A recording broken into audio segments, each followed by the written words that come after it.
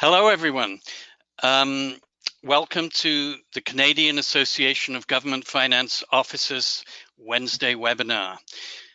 I'm Sam Weller, the outgoing Executive Director of CAGFO, and this is the second in a series of webinars we're presenting to help our members deal with the issues arising from the pandemic. All our webinars can be used for professional development hours, but it's up to you to report them to your professional association. And we can confirm to the association only for people who register for the webinar and attend under their own name. So our presenter today is Chris Adams, President of Balancing Act. He's spoken at CAGFO conferences in the past, and he's a senior fellow at the University of Colorado School of Public Affairs. He will speak today on involving stakeholders in tough budget decisions using simulations. So over to you, Chris. All right, thank you very much, Sam. I appreciate that. And thank you all for your attention and for wanting to participate in this. It has been, to say the least, it's been a wild ride for the last few months, and both in the U.S. and in Canada. And we have, along with all of you, we've been trying to figure out what it all means and to adjust and to innovate and provide some tools and support during this very challenging and unprecedented time. I want to talk to you today a little bit about, it will focus on the use of simulations as a way to engage stakeholders in understanding and providing input on some of these very tough decisions that I imagine most of you are finding yourself forced to make. And so about 60% of it is a presentation that I'd given before the coronavirus crisis hit. And then about 40% of it is new and sort of modified to take advantage of this new situation. So I'm going to start by just talking about what the realities looked like before the coronavirus. And budgets have always been a tough thing to talk about. They involve math. They are complicated, very large numbers. Often a budget book is hundreds of pages long. And so the status of budget engagement has always been a little bit iffy, although I will say that Canadian governments do a better job with it than US governments. But there's still an awful lot of room for improvement. And so there's a great opportunity for trust or for mistrust and even anger at government if government is doing what people would like it to do. And so we've really focused on providing a tool for people to kind of put themselves in your shoes and help make some of these decisions. Going forward with coronavirus, you're going to likely have more and more tough choices about what you do and you don't do. And I imagine a good number of you will also be looking at doing some possible revenue increases, which is difficult given a contracting economy. And then this last thing, and it'll be interesting to see what the expectations are for transparency and participation to see what happens with coronavirus. That's really a little bit of an unknown. We do know that with the information age that expectations for transparency have very much increased. And similarly, the expectations for participation have increased. And so we're part of a group of GovTech companies that have been monitoring this and trying to support it with meaningful, useful tools. Our particular niche has been to work not in kind of general public engagement, but to really help with this most complicated area of budget engagement, and I'll talk a little bit in a moment about how we've done that and why we focus on simulations to do that. Okay, I want to start by just hearkening back to a colleague of mine. We gave a presentation for GFOA, the one that at the national levels both is composed of members from Canada and the U.S. on April 1st, and we had more than 1,000 people register for it. It was a major event. And we talked about budget simulations, which I'm going to share with you in a moment. We also talked about the leadership role of the CFO during these unprecedented times. And then we also had a professor, Kurt Thurmaier from Northern Illinois University, really kind of implore people to, in a crisis, to not just completely lose your head. And so the three things that he really wanted people to know are that even though it may seem as though your hair is on fire and you're just cutting, to not forget about strategic plans and priorities, and not just to think about what you need to do to get by this year, but to think about what you need to do moving forward as well. The other caution was to not drain the rainy day fund or the reserve fund or whatever it is that you call it in the first year, that these recessions typically last longer than a year. This one is projected in some projections to last 2 or 3 years, and so to be cautious about what you do with that. And then this is the part where I think simulation really comes in handy, is this idea of TANSTAAFL. And I don't know if that's an acronym that's in use in Canadian schools and economics classes, but it was the first thing I learned in economics. So TANSTAAFL is an acronym for there ain't no such thing as a free lunch. And so finding ways to engage people and to be realistic about what they can expect, especially given their willingness and their ability to pay taxes, can be a very powerful thing. And then this secondary caution of just the consequences, that if you defer maintenance projects, for example, that raises costs in the long term. So the caution from Professor Thurmaier is just to keep your heads about you, and even though things look terrible, seek out these ways to manage this in as good of a way possible. The next thing I want to just show you is stuff that you already know, which is that there's just a world of hurt out there. I did just a scouring of headlines, and I found no shortage of frightening and alarming headlines, and you probably wrote some of those, and people on this call did, so I don't need to dwell on this. Before I go on, I would like to, we've got a poll that we'd like to ask you, just to kind of get a sense of what you're experiencing. And so I'm going to ask two questions now, and then I'm going to ask another one later. And I apologize, I'm using two screens here, so when I look at the screen that's presenting, you're going to see the side of my head. So my apologies for that. So the first question is, where is it? Sorry, I need to make it a little bit bigger to read it to you. You can probably see it. My screen is a little bit different than yours. It says, how concerned are you about the coronavirus economic downturn? And then you can select not at all, somewhat, quite a bit, and extremely. So go ahead and speak for you and your government and how that you experience that. I continue to try to get this window to be a little bit larger for myself, and it may not do it. But it looks like people are responding. I'm going to give you about 5 more seconds. I'll do a countdown so that those of you who want to give your opinion can. So 5, 4, 3, 2, and 1. I'm going to close that. And let's take a quick look at what everybody said. And it looks like the vast majority, 57% said quite a bit, 26% said extremely. My gosh, if you add those two together, and then there's a lucky 2% of you who are not at all concerned. So congratulations to that small minority, and I think a lot of us are envious of you. The second question is, let me see. What actions do you anticipate? Sorry, getting coordinated here. What actions do you anticipate to respond to the economic downturn? And so you can select all that apply. So the first one is significant service reductions, delaying capital projects, spending reserves, reducing compensation, laying off staff. And here in the U.S., laying off staff is becoming quite common. It's a very tough situation.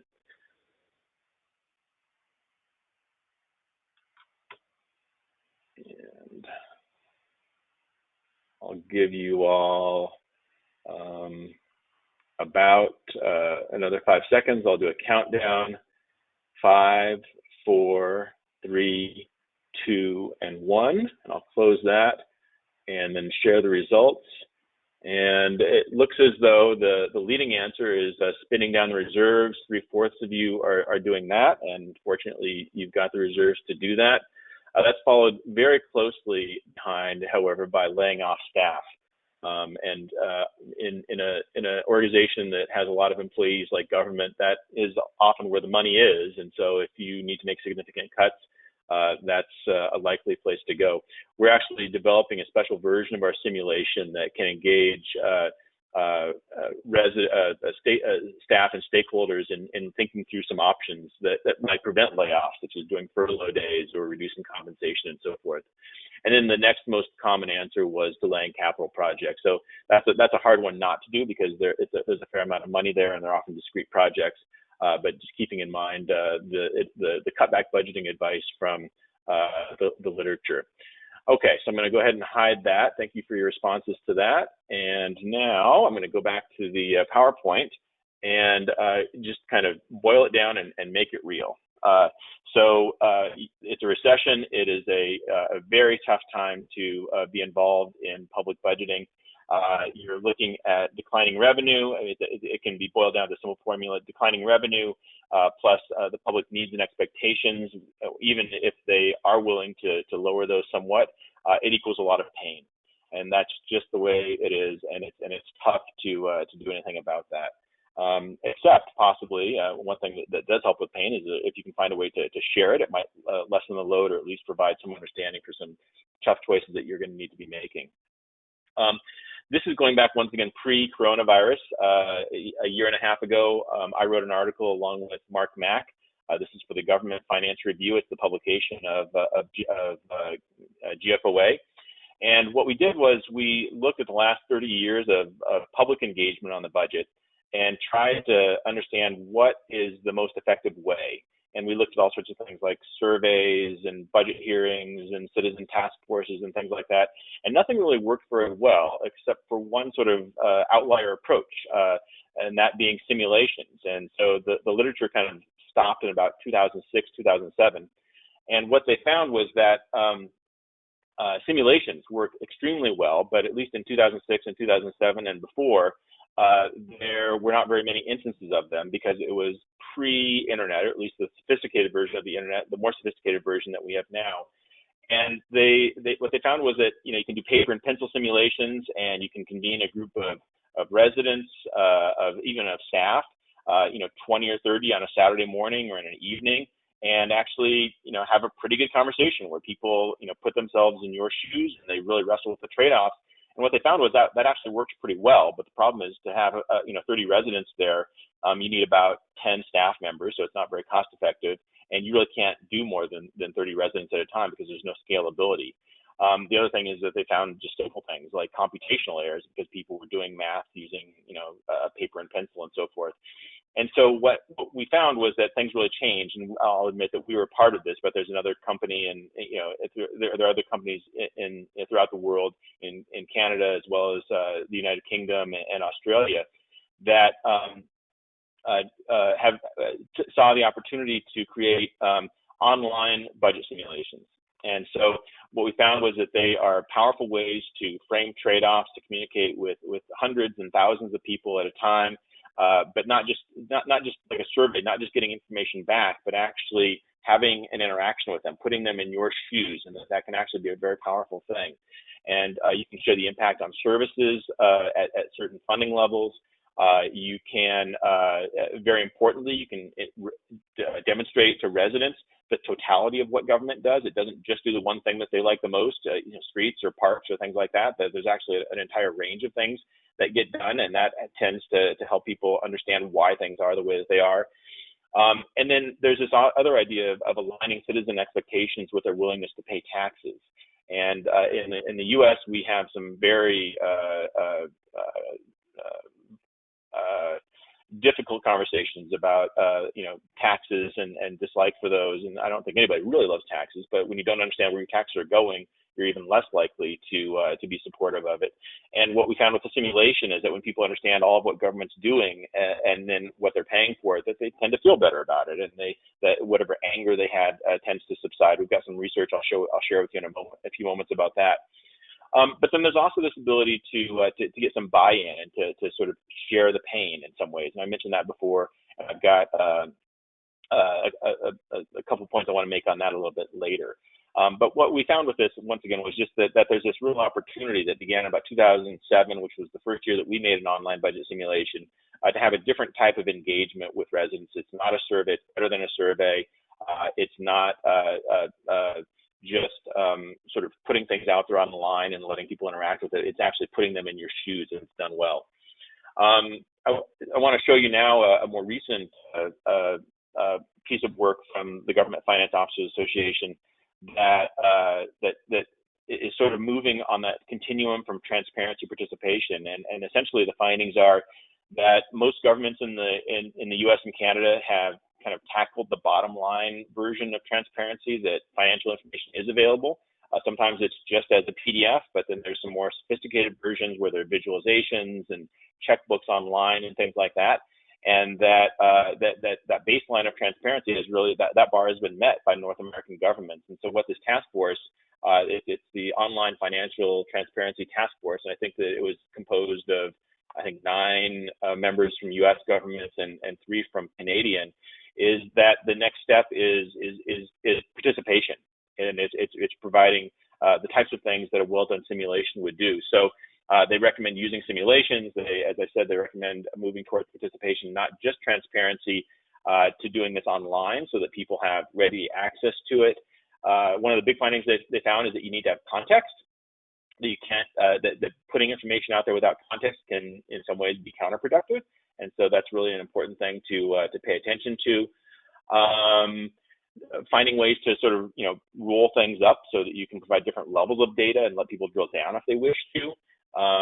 Finding ways to show constraints, to control options so that people don't think that you can unrealistically have all the police and fire and parks and so forth that they want without paying for it, because those things have a cost. They've got a unit cost as well as an overall cost.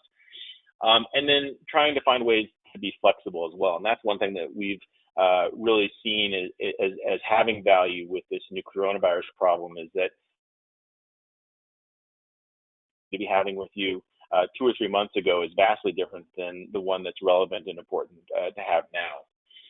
And by the way, this is available for free at the Government Finance Review. It's the December 2019, so it's about 4 months old. Separate from that task force, although we did provide expert advice to that task force, is that we talk about simulations using the 3 C's. And so the three C's are constraints, context, and consequence. And so the first one, constraint, is not letting people do things that really aren't realistic. That you can't, for example, you can't exceed revenue, or if you do, you can only do that for a very short time before you have to sort of come back to earth. Providing context, let people know why an item is important, why you're doing certain things, and including those visualizations. There's a number of companies that do terrific visualizations. You've got a great one in Canada. Questica is a company that makes a product called OpenBook that is just terrific for visualizations. And then letting people know about consequences. That if you cut a service, what would that mean? To not let people just say they want everything and don't want to pay for it, but to show the trade-offs between different service levels and different spending items, to show the relationship between spending items and revenue items, that all of these things are critically important and need to be taken into account. And so I want to talk to you. This has been one really important learning that we've had since the coronavirus started, is that there's not just an audience that's external. It's not just the public. So our company started more than 20 years ago with the focus on the public and finding ways for government and the public to have more productive, more meaningful, more fact-based conversations. But one thing that we found that is been a little bit surprising, but in hindsight maybe not, is that some of the most important conversations you need to have are internally with staff, especially if you're looking at layoffs, to see if there might be some alternatives and to save some of that same money. There might be some ways to create some buy-in and so forth that can help with that. And so we're now actually, our big focus has been developing use internally. And so I'm going to show you that after I show you the public use, because that's kind of the driving force. And at some level, you will need to have an ability to have these tough conversations with the public. But probably more importantly, and even more readily at the moment, it very well could be an internal use. So I'm going to talk to you about that in just a moment. So I'm going to give you an example of Roseville, California. That's a city of about 100,000 people in California. California has a very challenging law in that you can't, local governments do not have the authority to raise tax rates without a popular vote. And so that means that that cities in that state constantly have to be demonstrating value and for tax dollar and making sure that people understand what their taxes are going towards and presumably feeling as though there's a good value, because if they want to make any changes, they need to. Now, Roseville, California found itself in a position, California also has a tax expenditure limitation which limits the amount of money that they can have, that they can retain and use. And so what that meant was that over time, because of the cost of government, it goes up faster than their tax expenditure limitation, they found their buying power contracting. And so they wanted to let residents know this, because residents are the ultimate makers of tax policy in California. And so they created an opportunity to just lay out for residents in a real honest and straightforward way what was going on. And so they let residents know that their buying power had decreased by about $2 million. And so down here under revenue, they've got a fixed amount. So they say, okay, we've got $11.5 million for the general fund. But then they have all these items over here over which there's some discretion, and they've asked residents to provide some input on which of these should be cut in order to fix this $2 million deficit. And so you can go and you can see different categories: development, fire, police, parks and recreation. I'm just going to open one of these. I'm going to open up police. And I know in Canadian cities, there's often not very many choices that are made outside of the police department about what to do with things. But they provide some good examples of how you can sort of present ideas and see what value they have for people relative to other choices. And so you've got this issue here of dedicated traffic enforcement unit. You can click here and you can find out a little bit about it. And if you cut there, what they do is they don't want to make it a free pass. If you try cutting it, they give you a warning. And it says reductions would reduce traffic enforcement, investigative resources for significant accidents, and collaboration with other city departments. So yeah, you then have the choice to keep that, but it's just not a free choice. It's not just cutting things for the sake of cutting things. There's special operations team. If you cut that, you find out what type of consequence there would be there. Down here on parks and recreation, you've got parks and playgrounds. You can learn a little bit about what this is. And if you wanted to decrease this, it just tells you once again that this would result in increased resident use complaints about other neighborhood issues and so forth. So to give you the punchline of what happened with Roseville is that they put this simulation out there, and they put people in the shoes of elected officials, and they said, help us figure out where to cut, because we know that you don't want your taxes raised. And what happened was that residents, did this for about a month, and they said, gosh, we don't like cutting these things. We think that these services are worthwhile. Is there another alternative? And so what City Council said in reply was, well, we as the City Council do not have the authority to raise your taxes, but what we do have the authority to do is to put a question on the ballot to let you vote for a tax increase yourself. Now, this is a fairly conservative area. I know people think that California is sort of all liberal, but this is actually in the Central Valley of California, and they'd never had a tax increase before since these new laws went into effect. And I think it was a vote of 62%. They voted to raise their own taxes because they said that they valued these services once they saw what they were and how much they cost. And so public officials saw that as a significant win. And even in a constrained time, I think if you are looking at having some type of a tax increase, to work with your residents so that they understand what you're doing, what things cost, and what would be the consequence if they were to stop. I'm going to go back to my PowerPoint now. I'm going to skip ahead because I had some static slides, and I want to read to you what the city manager said about using the simulation. So they said, the simulation gave our community a chance to sit in the city manager's chair and make budget decisions among all of the quality of life issues we provide. People commented on how hard that role is, and that insight proved valuable in building trust.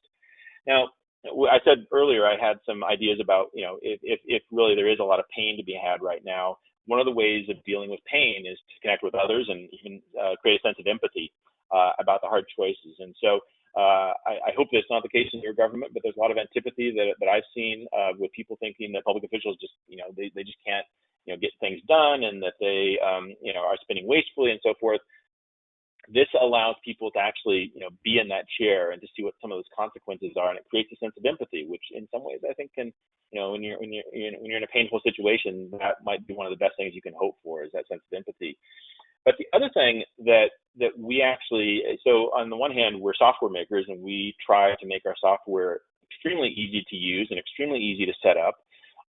But the irony is that a hallmark of success for us is that when a stakeholder, a resident goes through our simulation, we want them at the end to say, that was hard.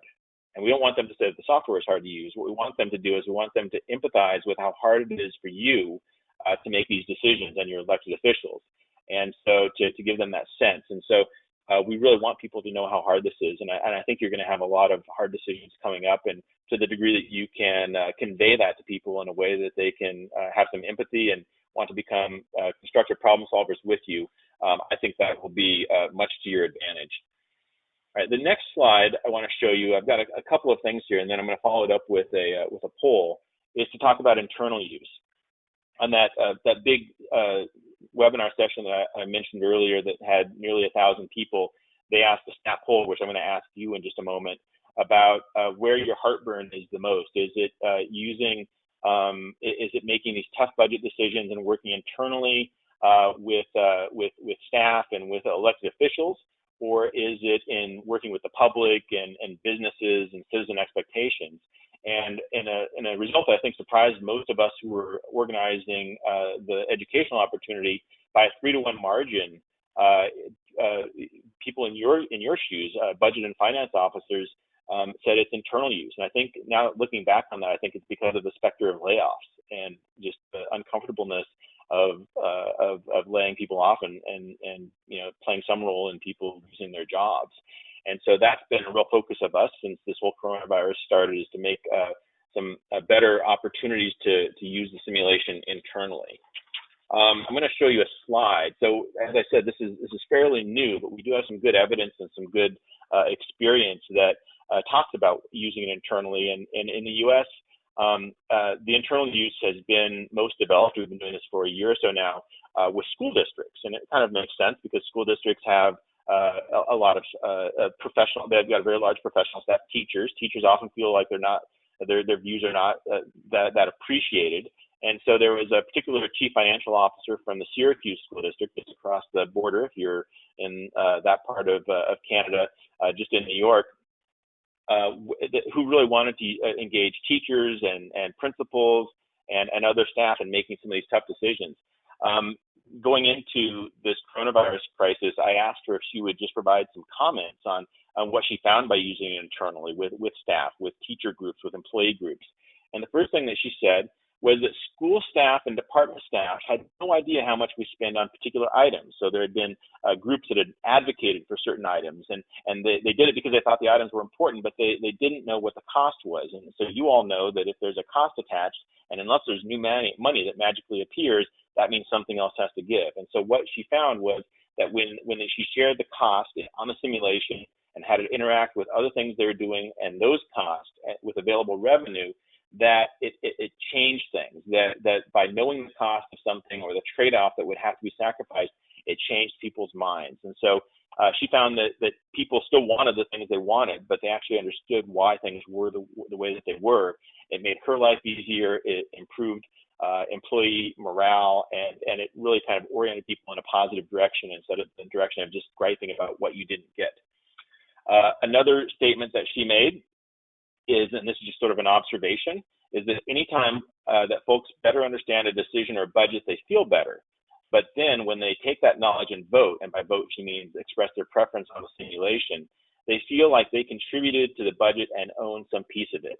And I think that that's another very important item, is that there's that old aphorism, that old saying that people support that which they help create.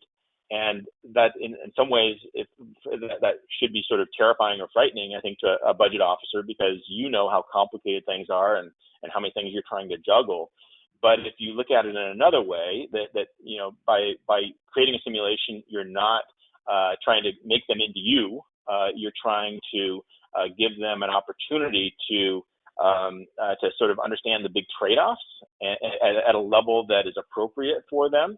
That it's actually a very reassuring thing. And so we found over and over again, in hundreds of simulations, is that when people are given a little bit of an opportunity to understand and interact, generally they pretty solidly agree with what professional staff and what elected officials have been proposing all along, but they've had a chance to kind of do it for themselves. And I'm not talking about spending weeks and weeks pouring through the budget. I'm talking about 10 or 15 minutes looking through some key trade-offs and saying, tough situation, this is what I would do, and gosh, that seems like it's generally the direction that elected officials and staff are going to. So it can, in most cases, it's reassuring, but you've also gained people that feel better about the process and will be supportive of the outcome. And then this last item, I think, is really important, especially given what you all are doing, is that she says it definitely gave us leverage to make changes. And so, it could be that you're just sort of rearranging things here and there, a percentage point, up or down, someplace 2 or 3 percentage points up or down. But my guess is that you might be looking at more substantial things. You might need to be looking at more substantial things. And so to have this tool, this interactive tool that you can use to get some input, I think can be a very valuable thing. Before I go on, I want to give you a quick example of kind of how we've been adapting for using the tool internally, and that is that we've created a new view that we call a deficit reduction view, and it's got some special features. So one is that, and this is actually available on the general simulation, there's the ability to customize this entry screen and put in a message. So in this case, it says, due to the economic downturn precipitated by the coronavirus, any town and city manager has asked departments to cut 7% from the budget. And so this one is not the entire general fund or not the entire budget of a city or a county or a school district or a province. It's just for a department, and this is actually intended to be used internally. And so that's one thing that we've got is the ability to message and kind of indicate what type of input you're looking for. The next one is you can now gather a little bit of information, some survey information that you can collect at the beginning. So before we get started, please answer 2 questions. Are you staff in the Parks and Rec department? You can say yes, no. If so, how many years? And I'll just put in 20. And then you say continue. And then you go to a simulation that looks a little bit similar to what I showed you earlier, but it's also quite different. So it doesn't have any graphs. And one reason for that is that the biggest graph on the other one is a pie chart. And pie charts do not do very well with negative numbers. And so we've given you the ability to remove charts and just kind of focus on what some of the tough budget decisions are. So in this formulation, which is a very simple formulation, we've got revenue shortfall, and so we've got a negative 1,000 here. And so you can get a little bit of information on that. This is based on expected decreases in tax revenue.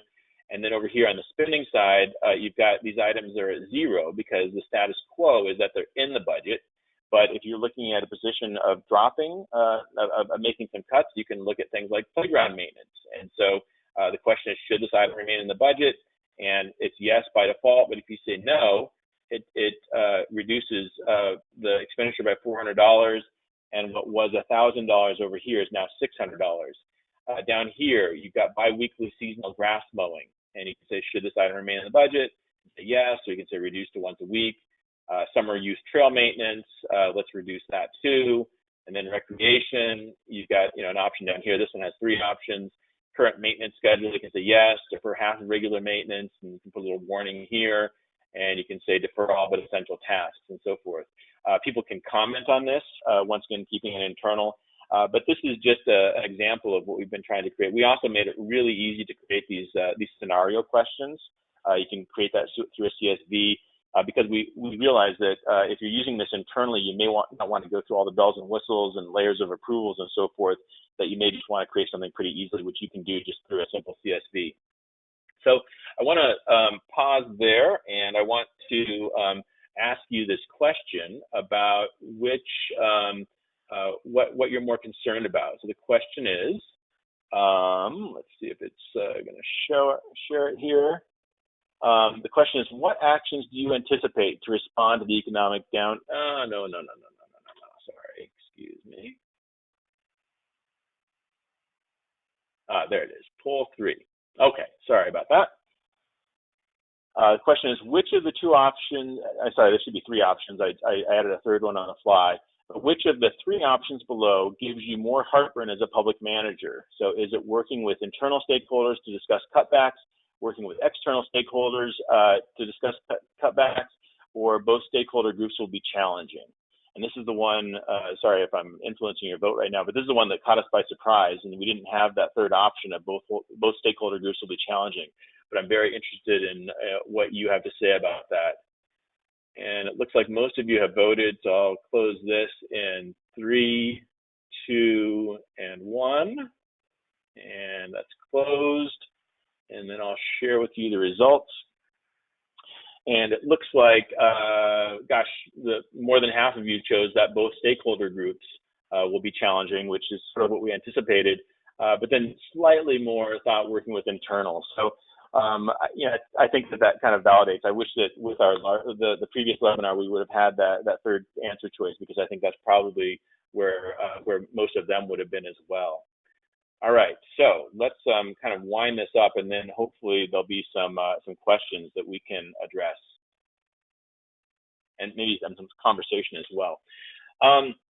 This is one of my favorite visuals that we've got from all of our time in doing online budget simulations. It's from a TV show, a TV news report in Norfolk, Virginia, where the city had just gone through a pretty very well done 6-week process or so to do budget engagement, and the city council had directed the city manager to educate the residents about the need for things, very unsexy things like stormwater repair, funding for police pensions, things that people don't really see but are important nonetheless.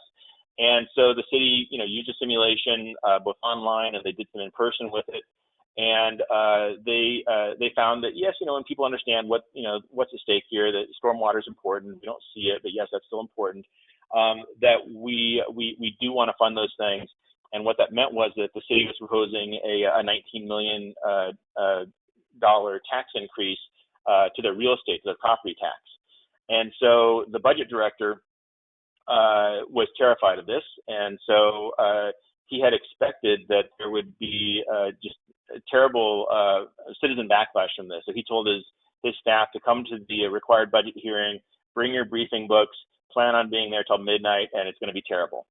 And on that very same day, several TV stations ran a similar story, and this one where they have the simulation up, and it's got the managers and the council's proposed tax increase of $19 million to the property tax. And the anchor, the TV anchor, said, you know what? If you don't like the proposed tax increase, let's zero that out. And then he said, if you don't like it, tell the city what things you'd like to cut. So similar to what Roseville did, where Roseville said, here are the services that we need to cut. Tell us which ones you want. And residents said, you know what? Actually, we like those services. We're willing to pay more in taxes. Something similar happened in Norfolk, and they got a big assist from the media, where the media said, you know what? This is reality. If you don't like these tax increases, is it stormwater? Is it fire? What is it that you want to cut? And so once again, just another example of the simulation-based approach, bringing people around to reasonableness, to seeing the value of what government's doing, and in certain instances, even being willing to pay more in taxes. I wanted to also show you just on the back end. This is just a quick slide. This is not in the packet I sent out, but I thought it might be useful for some of you to see what some of the analytics look like. And the analytics are nice because what they do is they demonstrate that, some things people are willing to pay more, and because they want to spend more, at least in this example, in culture and recreation, that they're making some cuts in some other places. Now, this is just the spending side for one category, but if I were to show you the revenue side, they were also willing to increase their taxes a little bit to pay for that expanded spending on culture and recreation. So this is a major paper. These are findings from a major paper that were done by an international group of scholars, including one from the University of Calgary, This was on the U.S. budget, but it was a representative sample, scientifically valid sample. These results were presented at the American Political Science annual convention in September, and it's being seen as, I think, being very important. So one of the things that one of the points that they're making is that budget surveys are really not very useful, because budget surveys don't have cost effects, they don't show interactions, and so forth. And so they modified our simulation balancing act to be used in research purposes, but then they also made some general statements. And I think that they're actually fairly encouraging. And for those of you who feel as though you have a need to do this, what they found was that, contrary to popular expectation perhaps, that citizens are capable of making trade-offs. And so a quote from them is that in times of fiscal constraint, citizens can make trade-offs between raising taxes and cutting spending. That they actually get it. That this idea that residents and citizens want something for nothing, that if you kind of give them a little bit of different framing for that and showing them what that something is and what that nothing might look like, that they actually get it, and they can be good problem solvers with you. The other thing is that citizens take a balanced approach, that 90% of them, 9 out of 10, actually did some cuts in spending and they did some tax increases. So it's not just, I hate taxes, I'm going to cut taxes. I hate government spending, it's inefficient, I'm going to cut that. People actually take a balanced, nuanced approach when you give them the opportunity to do that. And then this last one is that having them work through these trade-offs, the ideological difference, at least as expressed through party preference, it really narrows dramatically. And so what it does is it makes people into problem solvers as opposed to ideologues, that I'm pro-government, I'm anti-government, I think government should do everything, I think government can do nothing. And so what we found is that when you sort of focus on the services, that people become very focused and helpful in terms of problem solving. This is another one. This one harkens back to the past. So this was a major study that was done after the Great Recession, the one that people are warning us now was going to be much more mild than the one we have now. But this was done by a guy named Benedict Jimenez at Georgia State University. And what he found is that in participatory cities, nothing is off the table when dealing with a fiscal crisis. So he compared it cities cities and other local government units that kind of just made decisions from the top, and just they're a little bit concerned that residents wouldn't get it. So a lot of the things, the opposite of a lot of the things I was just talking about, that they fared worse. In particular, they found that they didn't have very many options. That it was really more just cutting. And so by investing in these tools for participation, it gives you the opportunity and the option to have a different outcome, and to have a conversation with your residents about what you want government to do, to have it be based on cost, and to find out what they're willing to pay for. And it could be that residents are hurting and that they don't have the ability to raise taxes, but they still want to make these cuts in a way that's as thoughtful as possible, and feel as though they've got a little bit of agency and participation in terms of how they're made. All right, so I just have a couple of takeaways that I want to share with you.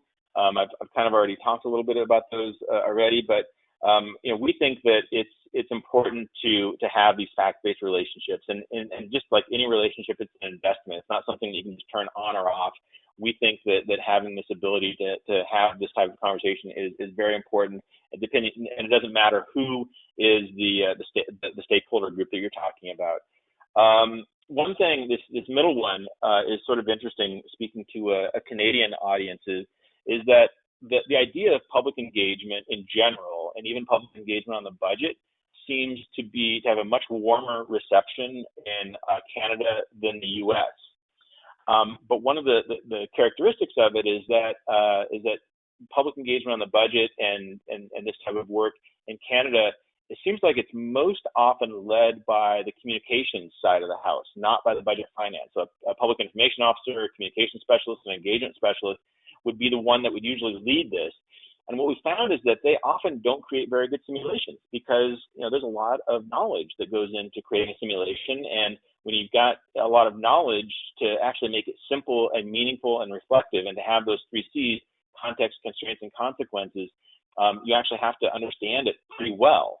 And so what we found is that in many cases, while Canadian governments do this public engagement, that it's been lacking in a lot of what makes a simulation work, because it hasn't had enough participation from the Budget Finance Office.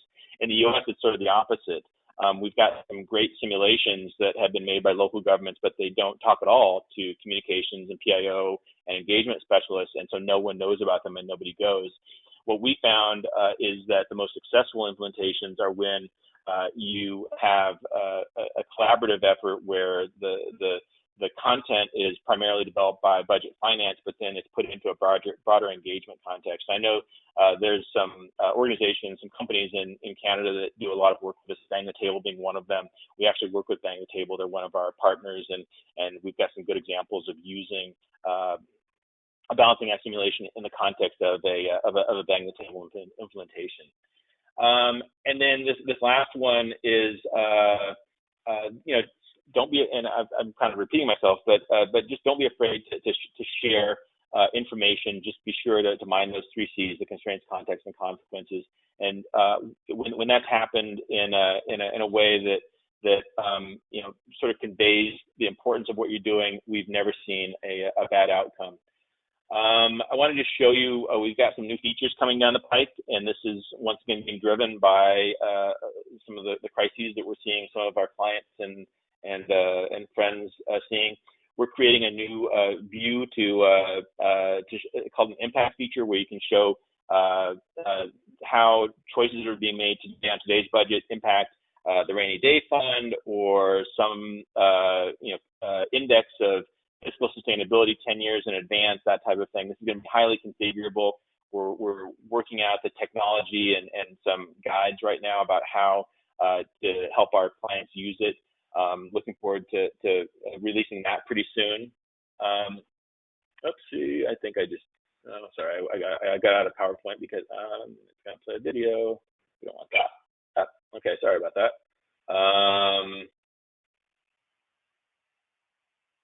I think it's here, sorry. And the other thing, another one that we're doing is we're using flexible units so that you can, if you've got some kind of simulation that you're trying to do that has units attached to it, it's not dollars. So this is about housing units and citing units in, citing housing units, affordable housing units in various places. That's one that we're creating. These will be flexible. It won't just be housing units, but it can really be used for any type of complex decision-making process where options and choices have an associated numerical value.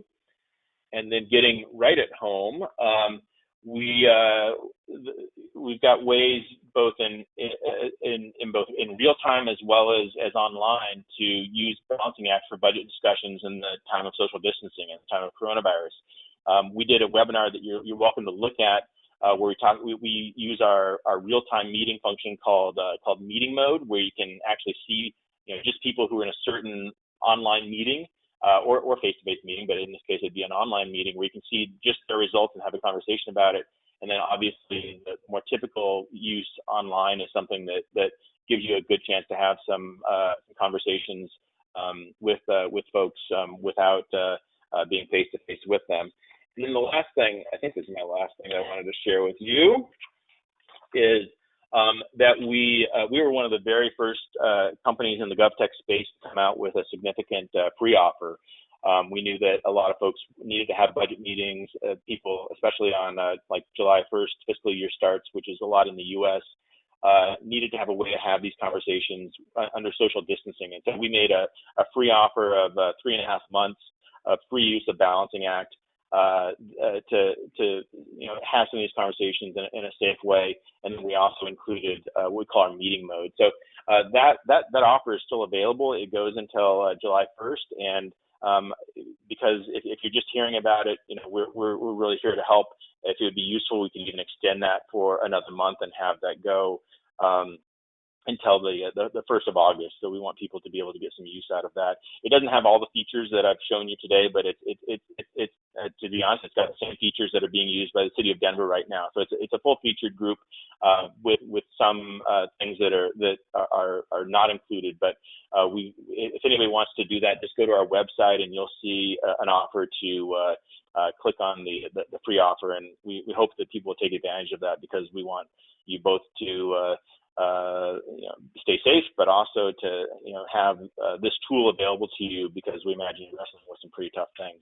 So I am going to stop now and just see if there were any questions or comments, and see if we can what else we can do that might be helpful together.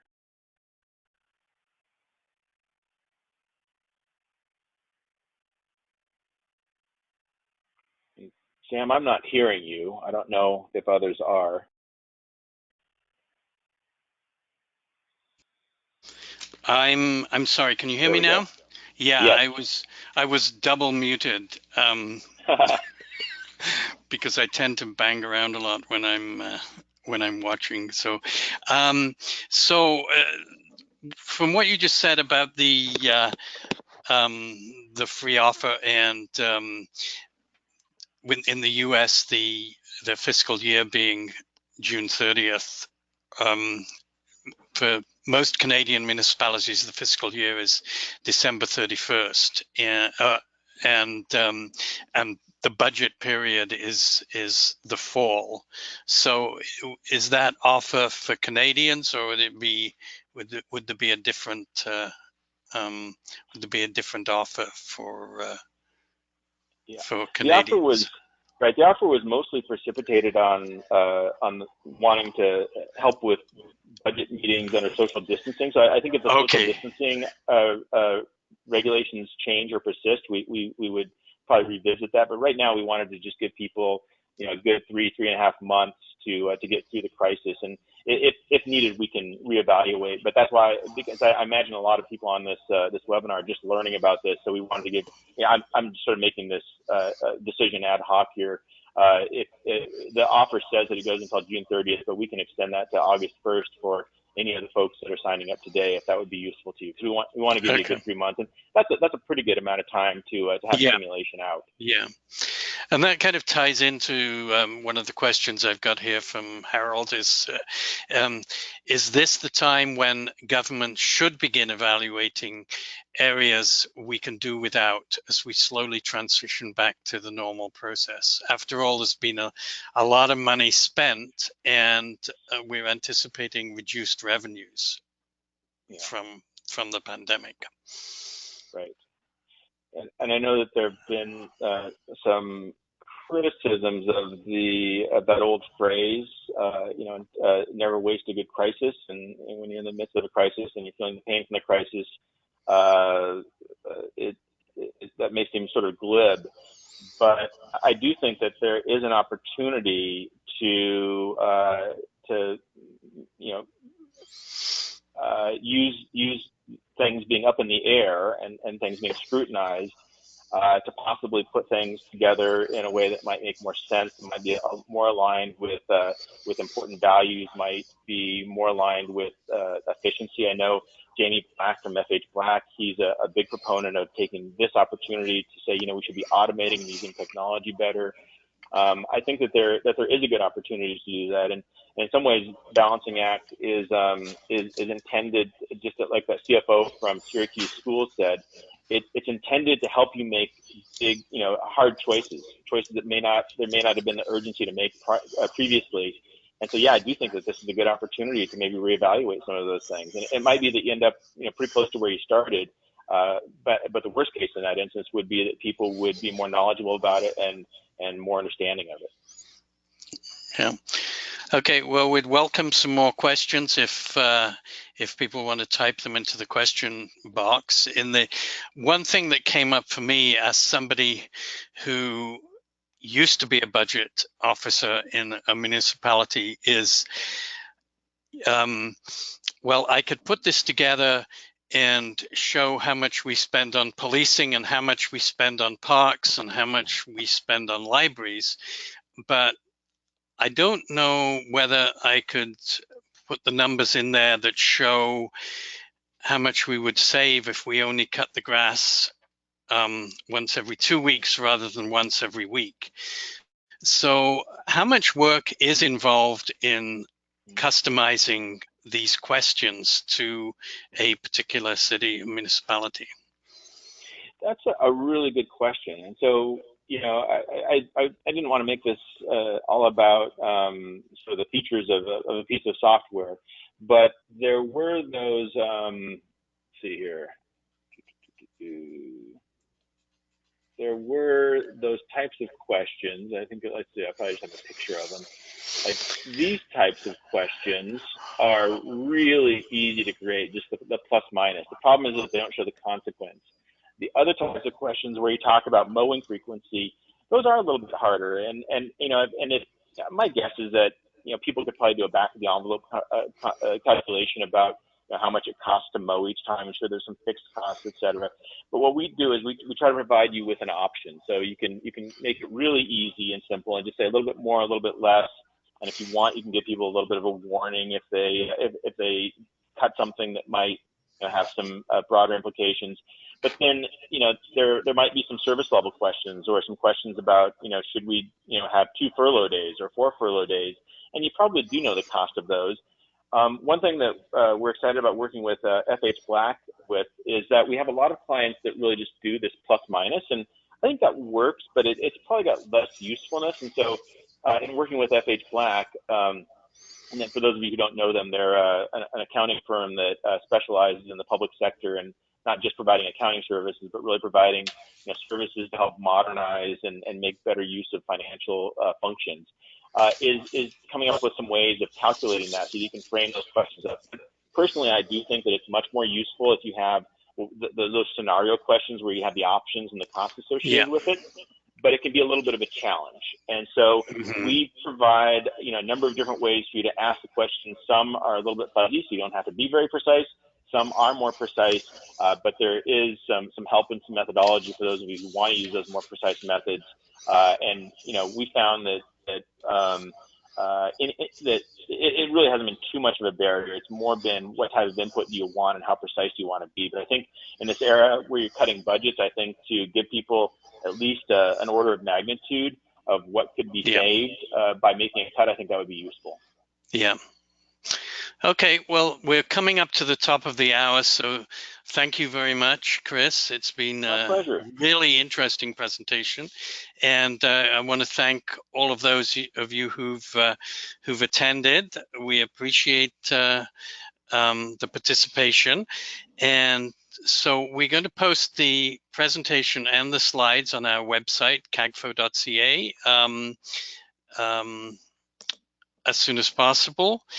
And this, as I said, this was the second of a series of webinars. We've got 2 more webinars scheduled for the next 2 weeks. On May 6th, we've got COVID-19 Crisis Leadership for the Finance Professionals, presented by Tim Duhamel of Bloom Center for Municipal Education.